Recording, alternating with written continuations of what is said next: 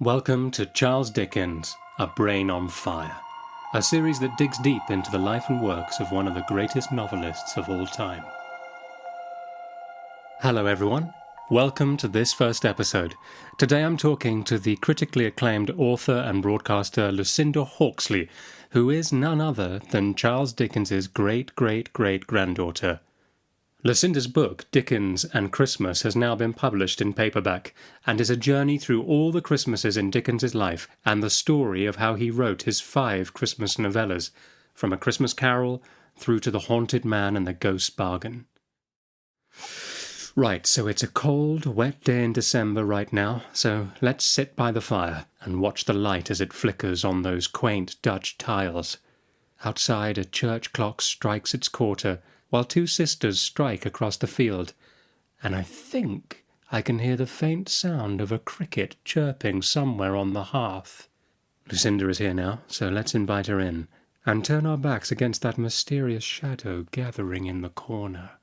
Hello, Lucinda, welcome. Hello, thank you so much for inviting me. Not at all, it's a pleasure, and I'd like you to know straight off that you are the very first guest on this podcast. That's very exciting. I like that. And quite right too. So I'm absolutely thrilled. I have a few questions for you. I think the first one, which really interested me to ask you actually, is what your first memories of Dickens are yourself. I remember when I was at primary school, and I was probably about 6 or 7. And the teacher said to my class, "Has anybody heard of Charles Dickens?" And I thought that my parents were playing some weird joke on me. So I said, quite nervously, because I remember thinking I was going to be the butt of some joke I didn't understand, "He's my great-great-great-grandfather." And she just went, and the look on her face and the kind of sound that she made. And I remember thinking, other people know who he is. Yeah. And it was quite extraordinary to me, because until that time, I think I must have been told about Oliver, because I'd been taken to see the musical of Oliver. Yeah. So, and I must have known about A Christmas Carol. I can't really remember, but I remember thinking, oh, he must be famous. So I'd always known about him, talked about in my family, but I didn't know that people outside my family really talked about him. Yes. I suppose as we're in the sort of Christmas season, then was A Christmas Carol your first introduction? You mentioned Oliver, so maybe Oliver was your first kind of introduction to his work, perhaps? Probably both together. I know we had a book about A Christmas Carol, and I remember my dad had some other editions that he'd been sent. There was one in particular that had photographs, in fact, of puppets. I was a little bit scared of it, because these photographs were kind of slightly spooky puppets, and as a child I wasn't particularly keen on them. So I remember that very vividly, and I remember my dad exclaiming over it, saying how true it was to the original. I remember that vividly, but I don't know how old I was. My grandmother used to take me to see Oliver every single school holidays. We'd go and stay with her in London. But actually, it was nothing to do with being related to Dickens. It was because her lodger worked at the theatre. It was the Adelphi Theatre. And then after a while, it became My Fair Lady, because that replaced Oliver. So I could, both of those plays, I think I know every single word, because he used to take us every time we were in London. But wow. I do remember one time going to the theatre with my grandmother, and I think Bill, her lodger, had told people that there were some descendants of Dickens in the audience. And we were very, very little, and being given the star treatment, and they signed a programme for us, and being quite amazed by that. So it would be perhaps Oliver and Christmas Carol at a very similar time when I was little. I always remembered Christmas Carol, and I don't know when the first time I knew about it was. It's always been a part of my life, as in fact I think it is with everybody, whether you're related to Dickens or not. I think A Christmas Carol is something we grow up with as babies onwards. You know, people talk about it. They talk about Scrooge. I always knew who Scrooge was, for example. I think I always knew who Tiny Tim was. I don't remember ever having it explained to me. I think they're just in the psyche. Yes, it is everywhere, and he is everywhere, particularly through A Christmas Carol, isn't he? And I sort of wondered, how does it feel for you being his great-great-great-granddaughter? Do you feel that there's any part of him that belongs just to you and your family, or does he belong to everyone? He absolutely belongs to everyone. And in fact, that's lovely. I mean, it really is amazing. I've been to so many places in the world where I've been staggered to see references to Dickens. You know, you walk down a street and you see a bar called Pickwick. I find he's there all the time. And the thing I think for me personally is, because of my research into his family life, which came about for me through art, So Hmm. my first book that related to Dickens was a biography of his daughter, Kate Perugini, the portrait painter. And it was my second biography. The first one was on a pre-Raphaelite artist, Lizzie Siddall, so nothing to do with Dickens. And through studying Katie and researching her to write this book, and the first version of this book took 5 years to research, and then, which was wonderful, people got in touch with me and gave me more information about paintings they had. So I was able to update it, which took about another 18 months. So I spent very many years absorbed in Dickens' family life. And that just happens to be the life of my ancestors. Other books have taken just as long, but aren't part of my family. I've really got to know his relationship with his children, the way that he was as a father, on a very, very detailed level. And that was something I had never come across before. So for me, that feels very personal. Katie, I feel particularly connected to. She's my great aunt. I'm descended from her younger brother, Henry. Because I was just looking at her life so intimately, I feel a really strong connection to her. And she was incredibly close to her father. So there's that lovely connection through that. I don't think we can just claim him otherwise, because he is so known and so loved and so studied and so recognized all over the world. And people always say, oh, what do you have in the family that's secret that no one's ever known about? Well, that's just definitely not going to happen. And journalists always ask me that every year, every Christmas particularly.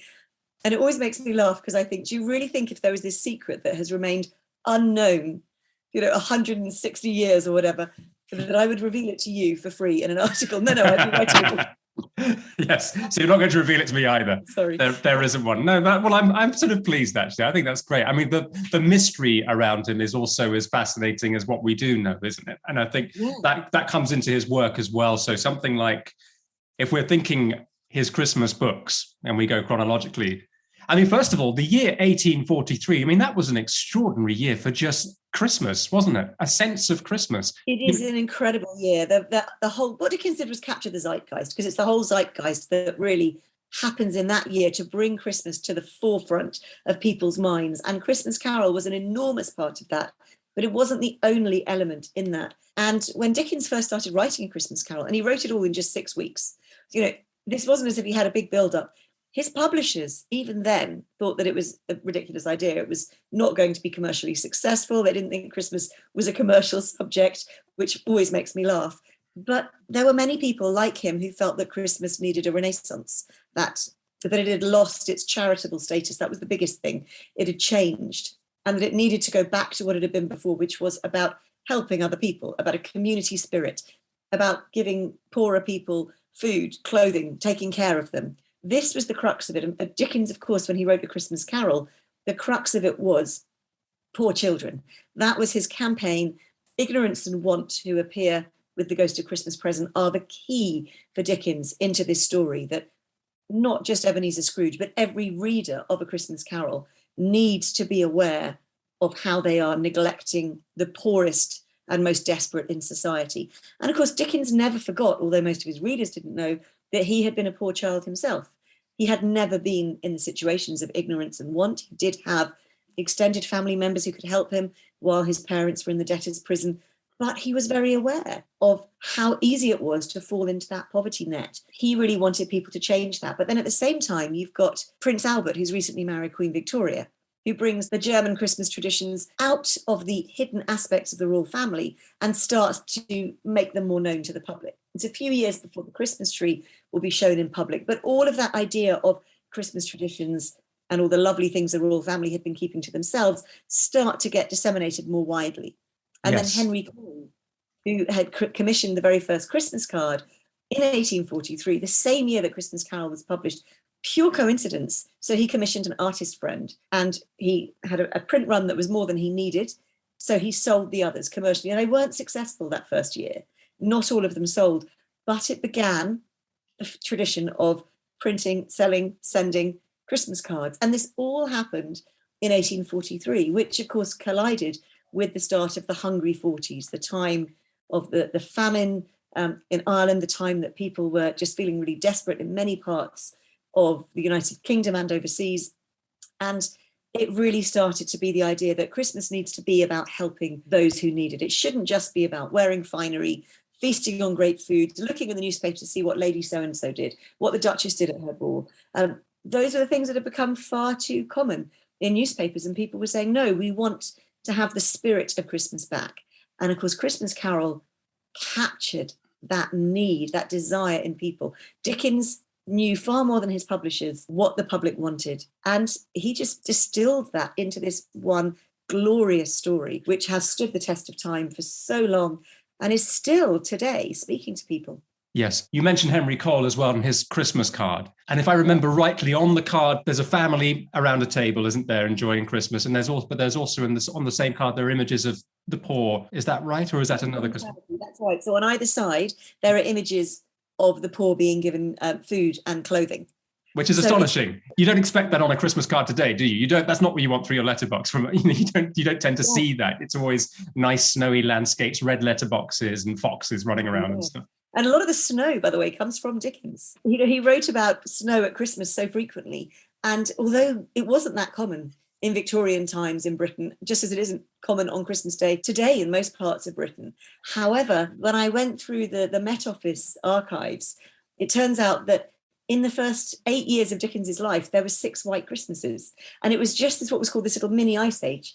So in fact, the very final Frost Fair was held in Britain. They'd been held obviously many years earlier. And then the climate had got a bit warmer. And then in the Christmas of 1813 to 14, that winter in which Charles Dickens turned 2 in February of 1814, all through that Christmas, New Year, right up through Dickens's birthday, the Thames had frozen over again. And there was a Frost Fair. Now, Dickens was actually living in Kent. The family were in Kent at that time in his life, but not that far from London. And of course, people were travelling from all around London to come in and see the Frost Fair, this incredible spectacle. So when Dickens looked back to his childhood, even as an adult, not seeing very many white Christmases in his adulthood, what he would remember is Christmas is snowy. And that's where all those snowy images of Christmas, which are called Dickensian images, come from. Yes, and actually the term Dickensian is interesting, isn't it? Because it's used to talk about things that are celebratory and fun and joyful, and also things that are incredibly bleak and hard and dark as well at the same time. I was just thinking, it's funny you mentioned the weather about in the 1840s, and like today, we have reasonably mild winters by comparison to the mini ice age back then. I did read some newspaper articles at the time talking about how it was like April in 1843, that people were leaving their windows open because it was actually quite warm, which is sort of kind of extraordinary. But my question for you about the Frost Fair is, would you have had the courage, if you could go back in time, to strike out and walk about the Thames frozen? I might have walked the edges of the Thames, but when you read about people walking into the middle and they've got spits roasting meat, and you think, I'm in the middle of a frozen river and somebody is burning a fire and everyone's sitting around it for warmth. I'm not good with cold anyway, Dominic. I'm somebody who will go off for sunshine. I'm not going to be going skiing in the snow. I'd have gone and watched it. But I tell you the other thing I wouldn't have done, which is what made me laugh in the newspaper articles, how many people went and gambled everything and then didn't have their penny to get back across the kind of bridge that had been created that you could walk across. Oh my goodness, the thought of being stranded in the middle of the frozen Thames. So that's what happened. That's you're left in the middle of the Thames waiting for it to thaw. You're not allowed back onto dry land. That's amazing. What made me laugh was that none of the articles explained how any of these people did get back. Presumably they must have done. They just talk about them having gambled everything away and not having anything to get their penny to pay their passage back across the bridge. They probably had to do a stint in debtor's prison or something, or pushed into a workhouse or something. Gosh, that's... Probably had to hand over their watch or something to be allowed across. Gosh, what's interesting, you're mentioning about not liking cold weather very much. Well, it seems like your great ancestor also then in 1844 gets the hell out of London as quickly as he can, goes off to Italy for half the year. Yeah. Is that right? Absolutely, yeah. And what makes me laugh is that then he's writing letters to John Forster saying how terrible the weather is and how cross he is. So in October, the middle of October, when he was working on The Chimes, his second Christmas book, and he wrote to John Forster in October and said, it's worse than any November weather. You've never seen rain like it, not in Scotland, not in America. It's far worse than a London November. It's so odd, isn't it? Because I'm always, when I'm picking up a Christmas book of Dickens, you're always waiting for the snow, and you feel like he loves it, and he wants to go and lie down in it and make an angel shape in the snow or something, that he loves that weather so much. But you find out that not only quite a few of the Christmas books don't tend to mention the snow very much. Also, I find that that interesting. And you were saying also, just to wind back about the Christmas Carol, that sense of wanting to tell people the truth about poverty and how people get there and what needs to be done. And I think this is right, and I'm taking this really from your book, is that Dickens had then a sense that too many people could read A Christmas Carol, be very moved by it, and then think that it didn't apply to them. And so when he comes to write the chimes, the gloves are off. I sort of said recently that if A Christmas Carol was The Wizard of Oz, the chimes is Return to Oz. There's something harder and bleaker and harsher. Yes, I agree. And I mean, the Chimes is quite an extraordinary book to me, because I just find it, the idea of the kind of misanthropy of Trotty Veck, who is the main character, he's been led by the media to believe that poor people like he should not be encouraged to marry or have children, that really they're just too mean and useless to be expected to be on the face of the earth. And he's totally led by the media. And Dickens is criticising him for falling for it, but also criticising the media. Well, that's not something we really think about as being current in 1844. But the sadness with which Dickens views the way that poorer people are portrayed in the press at that time, and the fact that Trotty is then not wanting his daughter to marry the man that she loves because they shouldn't, because they're poor. So why are they getting married? What's the point? And of course, the redemption, just as comes for Scrooge, comes for Trotty when he realizes that it doesn't matter that they're poor. They're good people. They have every right, if not more right than anyone else, to be happy. Yes, and I think it's sort of more subtle, because if you think of A Christmas Carol, it's very obvious why Scrooge is visited by 4 ghosts, isn't it? But with Trotty, the night that he goes up into that bell tower and meets the goblins, that very night, he has saved a man and a young girl and taken them home, not had any dinner himself, spent all the money he has to give them food and take nothing for himself. And yet he still has to learn a hard lesson, because he picks up a newspaper and, like you said, he unquestionably swallows everything that's said, which makes him believe that this woman who tries to kill herself, well, does kill herself and her young child by jumping in the Thames. And it's based on Mary Thurley. I think I remember that name right. There was a real news story running around at the time. But I think that's extraordinary, isn't it? So it is harsher for that, just that fact, I think. It is. And it's just very sad that Dickens knew that was really how people were being made to feel. Yeah. And really addressing the cruelty of the media at that time. And he would respond very strongly to real news stories, as we know in all of his works. He wrote his own journalism as well. He was an excellent journalist. But all of his fiction, he brings in these real life stories, some of them amusing, some of them heartbreaking. And we can tell how disturbed he is by the terrible things that happen to people. And Dickens wants other people to see them, to think, did you miss this? Did you miss this story? Did you not care? Did you think, oh, she's just a poor woman who's had a child? Why does she deserve to live? She's no better than she should be, which was the kind of prevailing attitude of the time. It was illegal to be a pauper. You could be imprisoned for being poor. It's absolutely insane to think how that happened. And yet all around the world, there are still those restrictions on people. I mean, Britain has become a much more divided society in recent years, and people are getting poorer, and the rich are getting richer and the poor are getting poorer once again. We are heading back towards that inequality that Charles Dickens saw. And I think The Chimes, which very few people know, is actually such a resonant tale for today, because we're blinded not just by media, but by social media. We're made to believe that we're not good enough. We don't look right. We don't sound right. We don't have the right qualifications. We can't do this. We're restricted. We're not on a yacht. Therefore, there's something wrong with our lives. It's the same thing. People are constantly made to believe that they are not good enough. Yes, absolutely. Definitely a story for our time. That thing, as you're saying, about Trotty reading uncritically and taking in and absorbing everything. If a journalist has written it, it's got to be right.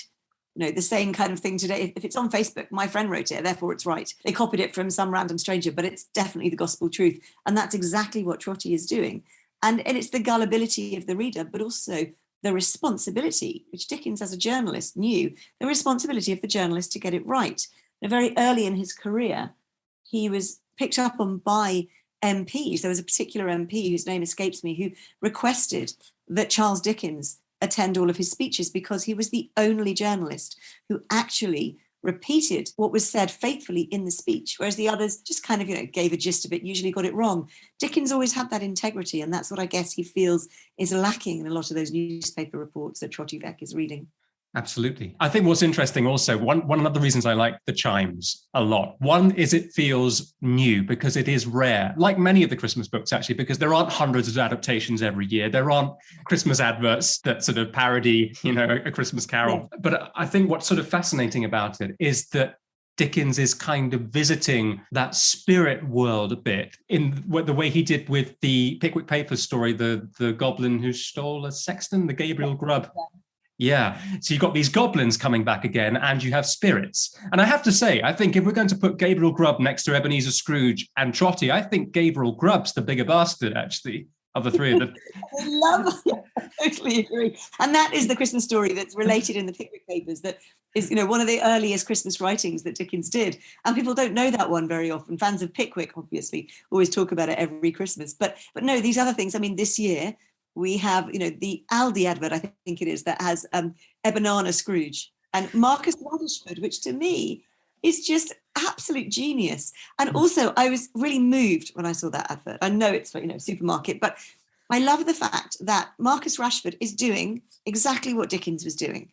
Yeah. And I love the fact that it's kind of put into that Christmas Carol context, because his work is as important as Dickens is trying to make sure that poor children get enough to eat. Food poverty, which is shocking in Britain in the 21st century. It's appalling that we have people who have to choose between feeding themselves and feeding their children. You mentioned Marcus Rashford. I suppose he is very much the Dickensian of the moment, isn't he? He's because of that. And I think what's so lovely is that you really feel that you can know Dickens, don't you? Because not only because of the way he writes, and he writes in that fantastic, embracing way where he's like that sort of mad uncle in the room with you, sort of really talking to you one-to-one by the fire, but it's just also what he did in his life. He actually got out there and really made changes in people's lives. Yes, and I think people don't realise that Christmas Carol grew out of a government report that Dickens had been going to write about child poverty based on the facts of the time, that a friend of his had done all the research into kind of child labour, child poverty.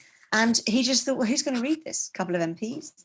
Why would I be doing this? And what he did then was to turn it into fiction and to place at the heart of it ignorance and want. And sadly, so many adaptations, particularly earlier adaptations, leave out ignorance and want. I've been cheered to see that in recent years, they've been kept in because they are the crux of the story.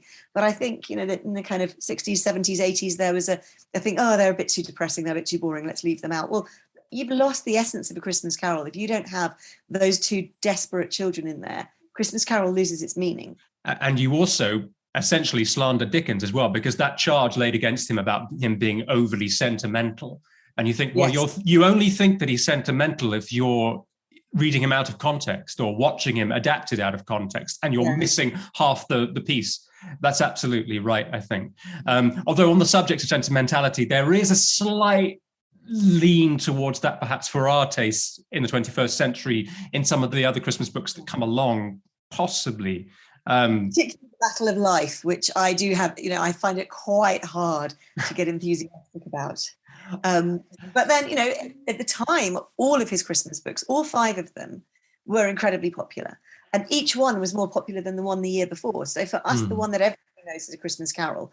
And I think deservedly so, because to me, that is, I think, about the most superb thing Dickens wrote. It's written from the heart. He wrote it just in 6 weeks. And it is his protest. It is his cry from the heart about change the world. He was calling on society to change. Not just Ebenezer Scrooge, but every single reader needed to change. Whereas the later ones, they were all done with that sense of commercial need. Suddenly the Christmas story is a big thing. It's not only Dickens, every publisher is trying to get out there. They're asking every writer, do a Christmas story. So although Dickens's later ones were written with passion, none of them was written with that absolute fervour. And I think that's why Christmas Carol stands the test of time so well. My other favourite, which very few people know, but I know you do, Dominic, because obviously you, like I, have a great interest in Dickens's supernatural writings, is The Haunted Man, which was his last Christmas book. And like A Christmas Carol, it grew out of a real passion, and that was grief. Dickens was grieving. When he wrote this book, he had lost his much-loved older sister, Frances, known in the family as Fanny. She was the rock in his life, the only sibling who was older than he was. And he paid lots of doctors to try and save her. But She died of tuberculosis, what was then called consumption, at the age of 38. And Dickens's final Christmas book, he went on to write, of course, short stories, but his final Christmas novella of the 5 was The Haunted Man in 1848, the year of her death. And his main character is a chemistry professor who is mourning the death of his sister. And so for me, that is such an intimate, personal book. The essence of it is wonderful. And I think it's as brilliant in that respect as A Christmas Carol. Absolutely. Yeah, no, I love that story as well. I remember seeing Eternal Sunshine of the Spotless Mind about 20 years ago when it was at the cinema. I've not seen it since, but I get the feeling that The Haunted Man, perhaps in some ways, is a little bit of a blueprint for that later idea there. But just I'm going to have to watch that again. I haven't seen that for years. Neither have I. And I can't really remember what happens, but I wonder if there might be some sort of link there, this idea of trying to erase your bad memories. But it's such a deeply profound idea, isn't it? The idea that if you lose your bad memories, your suffering, and you have no more sense of it, you lose your empathy and your compassion for other people's suffering. It's such a modern idea. I mean, it presages with extraordinary kind of, for me, extraordinary accuracy. And I find it quite slightly frightening, really, that Dickens almost knew what was going to happen in the kind of Prozac world, where everybody who gives any kind of sign of depression, in Dickens's time, depression was seen as madness and you'd be put into an asylum. Now people are chemically treated, and that can be great when it works. But when it's just given out as just, oh, this teenager's feeling a bit depressed, we're going to put them on medication, and they lose everything. They become that kind of zombie-like, which you see happen in so many young people. And I see it particularly prevalent in the US, where so many of my friends say, teenagers here are just all medicated. It's horrifying. And they're never allowed a normal emotion. And I feel this is really what happens in The Haunted Man, is that you're deadened to any other as well, any other feelings. So yes, it might take away the great lows, but it also takes away the joy, the happiness, the great highs. And if somebody is given medication that isn't right for them, it can do the same thing. And this is almost as if Dickens was seeing into the future, just as Aldous Huxley did with Brave New World, and envisaging things like the contraceptive pill, like Tinder, like all these different, babies grown in test tubes, fetal alcohol syndrome, all these things that Huxley saw from his scientific background. I feel like Dickens did that with The Haunted Man, looking into the future and seeing a world where people's pain was dealt with by removing all emotion, good or bad.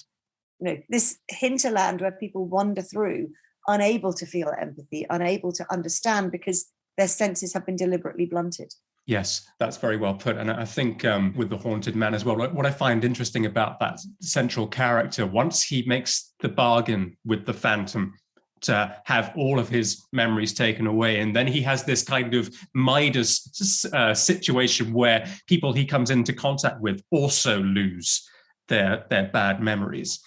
Apart from a few that you mentioned in the book again, there's something interesting in that when he pleads with the ghost to have it reversed, this curse that he's been given, he doesn't plead for himself, which I find interesting, because I think he wants other people who he's affected to recover, but he doesn't seem to mind what happens to himself. It's that sort of selflessness, which is an interesting idea, because I remember a few years ago, someone saying, oh yeah, well, Scrooge only changes because he's worried what's going to happen to him. And you think, no, that's not true. But I can understand if you cynically read A Christmas Carol, you might think that Scrooge is only he's seen lots of bad stuff and goes, okay, I'll be good. I don't know. What do you think? Of course, then we know that, he's so worried about Tiny Tim. Yeah. And that, I think, is thing with Scrooge. I mean, he worries at that general thing, but it's not just him. He doesn't want to go back and see the crutch in the corner without Tiny Tim being able to be there in the family as well. And I think that's the moment that you see that switch, is he cares about a child. That's the important thing in Dickens, children and animals. If somebody is cruel to a child or an animal, in all of Dickens's writing, this person is terrible. The man in Oliver Twist who beats his donkey, we know he's a villain. Bill Sikes beats his dog. We know he's going to move on to humans.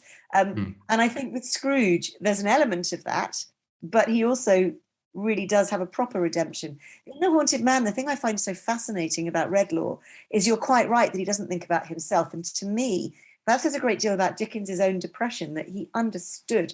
Dickens truly understood depression because he suffered from depression. Of course, it was probably not even called that. In the 19th century, depression was not understood or treated properly by the medical profession. As I say, in women, particularly, it was usually seen as madness. But both Charles and his wife, Catherine, suffered from depression. And early in their marriage, although people tend to judge the marriage just by the end of it, Dickens was actually a very good husband. He tried to help Catherine through what we would recognise as postnatal depression. He would take her away to try kind of water cures at spas, really try to help her get back to a good mental state because he'd been there. Dickens has suffered, I think, when you look back throughout his life, from childhood onwards, he struggled with depression, which people today can understand. And Redlaw, when he's wanting to save those around him, but not himself, I feel he's still so sunk in that depression that Dickens understood that he has almost been subsumed into it and he can't see a way out. And that, to me, is really key to understanding a lot of Dickens' own personality and sadness. Yeah, absolutely. And again, this comes back to that thing again, the charge of sentimentality laid against Dickens. And you think, well, the things that happened in his life, in the life of prosperous people who lost so many children through just infant mortality, which was through the roof all the time, the lives were hard. So yes, if they do sort of wax lyrical in a way that's a bit musical and to our ears and a little bit sentimental, they've earned it. I think it's the point. 100%. And also the public wanted it. Dickens was hugely commercial. They wanted women who, were very kind of domesticated, the kind of women that everybody thought was the ideal woman, the Queen Victoria style. Every woman should be within the home and totally in love with her family. But the real women in Dickens's life were very different from these women in his books. So his sisters, his mother, his great friends, people like Angela Burdett Coutts, Elizabeth Gaskell, all these women who he worked with, were these incredibly strong women, often with great careers, who he deeply admired. And yet in his fiction, he keeps up that fiction of every woman being the kind of angel in the home, as the Victorians wanted. So to me, it's quite fascinating how commercially driven he is. It's good to talk to you about this rather than me try and sort of postulate on this, because I've read Dickens and thought some of the women are sort of dynamite, really, really strong. And sort of people like, I don't know, Agnes and David Copperfield or Esther in Bleak House. But is it the case that Esther then she's still quiet and sort of demure in some ways, that in a way that is acceptable to the sort of Victorian ideal? So self-deprecating, it's quite hard to read in a modern way. She's always, I know they only said that to me because they were being kind. But actually, there's a lot of incredible women in Dickens, but they're the minority of his female characters. So the majority of them are seen to conform to the Victorian ideal of the perfect woman. That's not to say he didn't create well-rounded women. He did. Miss Wade is amazing. Miss Abby Potterson is amazing. Betsy Trotwood, one of the most brilliant women in literature. So I'm not saying he didn't create any great female characters. He really did. What frustrates me is that so many of them are kept by society, perhaps that's what he's saying, in their place. And that is because that's what the public wanted. They wanted people to be in a certain way. They wanted the police at the beginning of Dickens's novels to be these figures of fun, these incompetents. Only when the detective department is set up in 1842 that this starts to change, that suddenly the police can actually start to be respected. So Dickens has to stick, as many people do, with the expected conceits of the time. Another great female character, she's not mentioned very often, but is Inspector Bucket's wife in Bleak House. She's a small character, but she, I think, is a prototype for Miss Marple. She's fantastic. She's going off sleuthing on her own. He's a police inspector and she's going off and finding things out for him. He has some fantastic characters in there. But with the battle of life, which we mentioned earlier, which is the good and the bad woman, the good and the bad sister, the virtuous, the believed to be non-virtuous, which actually we find out isn't true. They're both good women in inverted commas. These are the kind of the characterizations that people wanted at the time. And Dickens knew what the public wanted. Yes, on the Battle of Life, actually, I read it and I loved it, actually. I found the ending a little bit mawkish, perhaps, but I really, just that opening description of the landscape and how battles had been fought there, and I felt like I was reading Chekhov at some points. And I could really imagine with the two sisters, I could really imagine those two sisters. Absolutely wonderful. It's the plot I have a few problems with. But then I'm not a Victorian. Yeah. Dickens would watch things that we watch on TV, Netflix, whatever, and think that's just such rubbish. This was the Victorian mindset, and the Victorians loved this. And Dickens's writing is always excellent. His sentence structure, the way that he sets scenes, his description. Yeah, I would suggest that people read The Battle of Life, but I find the subject matter, the plot, can be quite difficult to take for modern minds. I wouldn't want people to read it as their first Dickens. No, or the only Christmas book for this year for Dickens. Yeah, no, absolutely. No. But of course, The Battle of Life is very apt for this year because it has the 175th anniversary of its publication this year. It was published in December 1846. There we go. I think it's worth a read, isn't it? I think it's worth a read. I'll pick it up again. I was going to ask you, actually, this time of the rolling year is a very busy, active one for you in the Dickens realm. But as you come back to the stories over time, do they change for you? Do you have kind of rotational favorites, or are there parts of these stories that you know so well that surprise you? I think that is always the case. The older you get, the things that you read change. And I think that I love it when I come back to something I haven't read for a few years, as long as I prefer it. It's awful when you read something you loved in your 20s and think, oh, that was terrible. But I do think with Dickens particularly, I love it when people tell me when they come to one of my talks or when I meet them at the Dickens Museum that they were really put off Dickens at school, but they've come back to him as an adult. I love it when people say, after your talk, I decided to read Dickens for the first time in 40 years, and I love it. That, to me, is the best thing anyone could say, because so many people were forced to read Dickens at school in a way that wasn't conducive to loving literature. I was very lucky. I didn't have that happen to me. I didn't read a huge amount of Dickens when I was at school, but I did at university, and I had the most amazing tutor. My Dickens tutor was a man called Tim Jordan, sadly no longer alive, who imbued in everybody his absolute love of Dickens. And I feel very grateful that I came to it properly at the age of 19, not at the age of 9. I read probably abridged versions as a child. Nobody forced me to read it. So many people were told, oh, you've got to read this. They were always made to read Hard Times, which is one of the most difficult ones to read, one with the least amount of humour. And I think teachers choose it because it's short. But actually, they would be doing their students so many more favours if they got them to read something with a fabulous storyline like Our Mutual Friend. Yes.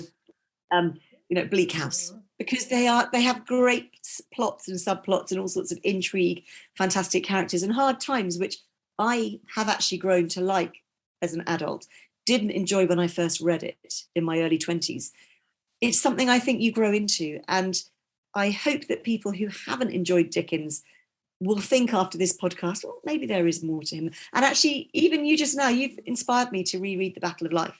It's been a couple of years, and I love the fact that you're enthusiastic about it, Dom. So, yeah, I'm going to go back to it and look at it with a less cynical... Oh, excellent. I'm very pleased to hear that, and I hope it lives up to the mantle I've placed it on. It's partly because I'd sort of heard that it wasn't meant to be very good, and so I came at it thinking, oh, well, I just want to read it and know it. And what's lovely about it are the seasons, the changes of the seasons, that landscape in the book, and because it's not all at Christmas time, is it? It jumps over quite a long time span, and so and you have the descriptions of the holly and the frost and everything, and all of that. It's really quite enchanting. I think I got the sense from reading your book again, actually, that Dickens sometimes got a bit sick of the winter weather and the need for it to always be very, very Christmassy, and so he sort of wanted to move away from that a little bit in some of these other books. Also, Dickens was already starting to feel that Christmas was haunting him, no pun intended, as he would towards the end, particularly by the end of his life. I mean, he just got so frustrated by the fact that his whole year was being spent devoted to Christmas. And it was taking away the pleasure, which had been the very great pleasure for him of Christmas. It was a time that he always loved. And then later in his career, he just became frustrated that he couldn't concentrate on anything else, that he was spending so much of his time writing Christmas stories. And that's why after 5 novellas, he stopped and started writing short stories instead, because he was devoting his whole time in The Battle of Life. And that's why it's, for me, a bit more difficult to read, as Dickens struggled writing it. He wrote to his friends saying, I have been through many battles of lives with trying to write this manuscript. He was living in Switzerland with his family. He took them to live in Switzerland that year. It was a couple of years after he'd gone out to Italy, and they spent 5 months in Switzerland, and he'd gone to Lausanne because it was beautiful. He had the mountains, he had the lake, thought it would be a glorious place for his children to live. And he thought he'd be able to write. He'd have this peace and quiet, and wonderful writing time. And then he realised that he couldn't write in peace and quiet, and that he was really missing London, which was a place he had a very love-hate relationship with. People think, oh, he's a London author. Dickens both loved and loathed London, and he was always desperate to escape it. But he actually described when he was in Switzerland and said, it draws me back. It's this magic lantern. So he had to leave Switzerland. He went to Paris, and there he could finish writing The Battle of Life, because in Switzerland he had complete writer's block. And he actually said at one point, there is not going to be a Christmas book this year, because he just felt he couldn't get it written. So maybe that comes across, or maybe I was reading too much into it when I last. No, I can imagine that, because you could easily pick the book up, couldn't you, and know that beforehand and think, oh yeah, well that was a bit of a laboured sentence. He's struggling here, isn't he? But actually, you think no, you have to remember who you're dealing with, don't you? But I think what's so interesting, to come back then to A Christmas Carol, is the fact that it's so swift, isn't it? And it's in 6 weeks that he writes it, and that, am I right that he was in a little bit of a difficult situation himself financially, or was a little bit teetering on the edge? And so there's that real need to get this story out and for it to work. And the message that he's sharing actually applies to himself. And I can imagine him being in a beautiful landscape in Switzerland and having nothing to stimulate him, like you said, and without that magic lantern, because he pedaled so fast through his life, didn't he? Yes, with A Christmas Carol. In 1843, it was a very, very tough year for him. He was overdrawn at the bank. And that's, today, I think, most people have automatic overdrafts. You can go into them, you can go out of them. You don't get into trouble. That wasn't the case then. He was really frightened. And he had an expanding family. And it wasn't as easy to limit the number of children you had then. Contraception was just not that reliable. So when you were married and you had a family, there was always this fear. And it was a fear that you were going to have too many mouths to be able to afford to feed, just as his parents had had. He had this terror of his children ever ending up like he had, being, the child of imprisoned debtors, and knowing that he was having to go out and work was something he didn't want his children to have to do.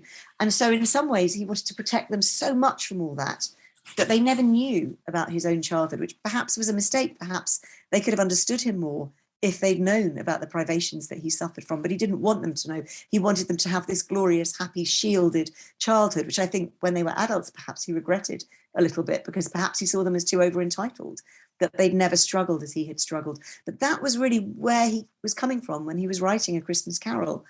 And he just read the Blue Book, the report by his friend Dr. Thomas Southwood Smith, into the terrible conditions of how children and adults as well, but children were labouring in mines, in factories, these awful conditions. How many children were living on the streets and starving on the streets? How many families couldn't feed themselves?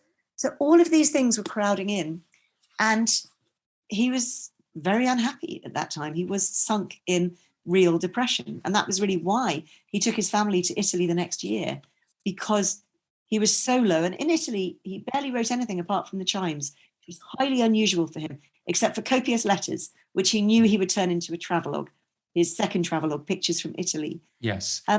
He had to recuperate. He knew that his mental health was at such a precarious state that he needed to go away and be in sunshine in order to recover. Yes, I think that's such an interesting point you make. I mean, because the idea that he's having depression and then he writes this most fantastic, uplifting Christmas book, that's a great gift to the world. I think there's something very Christmassy about that, about having to overcome those obstacles and rise above. And he does it not only for himself, but he does it for everybody that comes in contact with this little book. I think that's extraordinary. And the fact that he had to partly self-publish it. His publishers would only pay some of the costs. They didn't think that it was a book that was going to do anything. So he had to foot the bill, particularly for the very expensive hand-tinted illustrations by his great friend John Leach, who, of course, Dickens wanted to pay very fair wages to. He wasn't going to not pay his friend enough for doing the illustrations.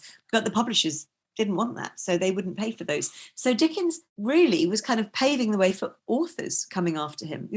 All those authors whose publishers don't believe in their dreams. Well, this is exactly what happened with Dickens in A Christmas Carol, and look how that turned out. And a cautionary tale to any publishers listening, Dickens actually changed his publishers after this because Chapman and Hall hadn't had enough confidence in him and his idea. And he went to Bradbury and Evans, his second publisher. So, there was a real campaigning zeal in so many aspects of his life when he was writing that book. Yes. And what a book. What a book to end on. Oh, Lucinda, this has been fantastic. Thank you so much for inviting me, and good luck with the podcast series. Thank you so much. And everyone listening, Lucinda's book, Dickens and Christmas, which I'm holding up, but you can't see because this is all audio. Dickens and Christmas is an excellent read, gives you a fantastic overview into what Dickens was up to when he was writing those 5 books, which makes the reading of those 5 novels all the more interesting. And of course, I forgot to mention, Lucinda, actually, that the reason I picked up The Battle of Life is purely through reading this, because I was curious to know about the 2 sisters. Yeah. Oh, thank you. And just to say, Dickens and Christmas has just come out in paperback, so that's very exciting. Excellent. Fantastic. Well, thank you so much, Lucinda. That's been wonderful. And have a wonderful Christmas. And you. Merry Christmas to everyone who's listening. Merry Christmas.